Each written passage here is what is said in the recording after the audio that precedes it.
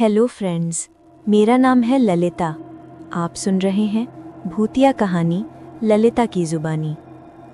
आज की कहानी है एक 11 साल के बच्चे ने एक ऐसा गेम खेला जो कभी खत्म नहीं होता और अब वो चाहता है कि आप भी ये गेम खेलो।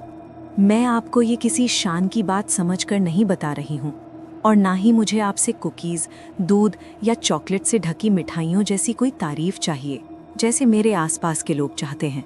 उन्हें आपकी सराहना और पहचान चाहिए, लेकिन मुझे बस आपका थोड़ा सा समय चाहिए। मैं माँ बनने को एक बोझ मानती हूँ। हाँ, ये ज़रूरी है, लेकिन फिर भी एक बोझ। मेरे बेटे का नाम जैसी है। वो 11 साल का है, 5वीं कक्षा में पढ़ता है। इस साल उसने स्कूल वैसे ही शुरू किया जैसे कोई भी बच्चा करता है, थोड़ी घबराहट और बहुत सारा उत्साह। वो हमेशा खुश रहने वाला बच्चा था। उसकी हंसी पूरे घर में गूंजती थी। उसकी आंखों में हमेशा चमक रहती थी, जैसे दुनिया में कोई डर नहीं है। लेकिन सब कुछ बदल गया मंगलवार को, जब वो स्टैन से मिला। स्टैन उसकी क्लास में नया आया था, दूसरे जिले से ट्रांसफ़र होकर। टीचर ने उसे जैसी के बगल में बिठाया। उस दिन जब मैं जैसी को स्कूल से लेने गई, वो गाड़ी में बैठते ही बोला, माँ, स्टैन मेरा नया सबसे अच्छा दोस्त है। उसकी आवाज़ कुछ अलग थी, जैसे वही शब्द बार बार बिना रुके। मैंने कहा, अच्छा, मैं उससे मिलने का इंतज़ार कर रही हूँ।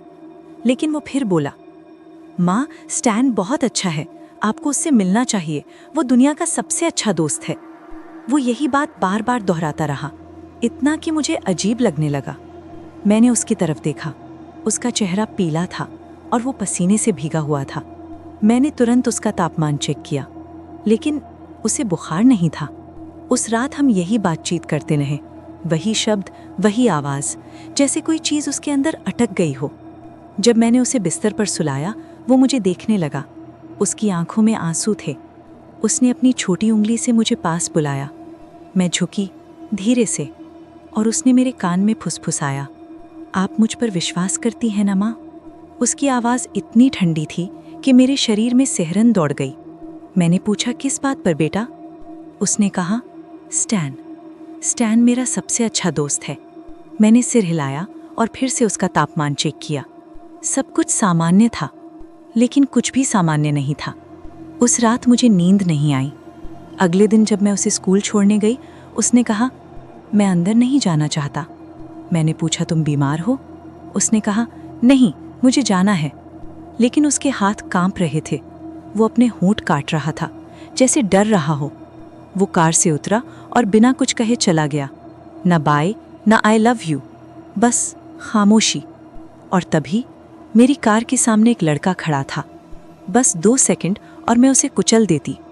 वो बहुत पीला था, उसके बाल लगभग सफ़ेद और उसकी आंखें बहुत नीली। उसने मेरी कार पर 2 बार थपथपाया, हाथ हिलाया और स्कूल की तरफ चला गया। उस समय मुझे नहीं पता था, लेकिन वही स्टैन था। बुधवार को जब मैं जैसी को लेने गई, वो ठीक लग रहा था, थोड़ा पीला लेकिन खुश। उसने अपने दिन के बारे में बताया, फिर अचानक बोला, माँ, मैंने आज एक चर्च ज्वाइन किया। मैं चौंक गई। चर्च? उसने कहा, स्टैन चर्च। मुझे लगा ये कोई खेल होगा। मैंने पूछा, तुम लोग वहाँ क्या करते हो? उसने कहा, बस हम स्टैन को सुनते हैं। वो कुछ अजीब शब्द बोलता है और हमें नींद आने लगती है। उसने मुझे एक कागज़ दिया, उस पर लिखा था, चर्च ऑफ स्टैन। मुझे लगा ये सब बस बच्चों का खेल है। मैं गलत थी। अगले दिन जब मैं उसे लेने गई, वो बहुत डरा हुआ था। उसने कहा, आज हमने सोल गेम खेला। मैंने पूछा, क्या है ये? वो चुप रहा, फिर बोला, मैं नहीं खेलना चाहता था, लेकिन उसने कहा अगर मैंने नहीं खेला तो वो मेरा दोस्त नहीं रहेगा। मैंने पूछा, टीचर कहाँ थे? उसने धीरे से कहा, टीचर चर्च में नहीं आ सकते। उसकी आंखों में डर था। उस रात वो बहुत डर गया। माँ, उनसे मत पूछना प्लीज़। वो रोते रोते सो गया। रात 12:18 पर वो चीखते हुए उठा। वो अलमारी से भागकर बाहर आया, जैसे कोई उसका पीछा कर रहा हो। वो मुझसे लिपट गया और चिल्लाने लगा। मैं उसे शांत नहीं कर पा रही थी। आखिरकार मैं उसे अपने कमरे में ले गई। वो तुरंत सो गया। मैं उसे देख रही थी। तभी उसने अचानक आंखें खोली और बोला, कल मैं आपको नियम बताऊंगा। उसकी आवाज़ उसकी नहीं थी। उस रात मुझे बार बार एक परछाई दिख रही थी, बाथरूम के दरवाजे पर। हर बार वो थोड़ी और करीब आ जाती, धीरे धीरे, जैसे कोई मेरी तरफ पड़ रहा हो। अगले दिन वो बिल्कुल चुप था। स्कूल से फ़ोन आया, वो बीमार हो गया था। जब हम घर पहुंचे, उसने पूछा, क्या स्टैन आज घर आ सकता है?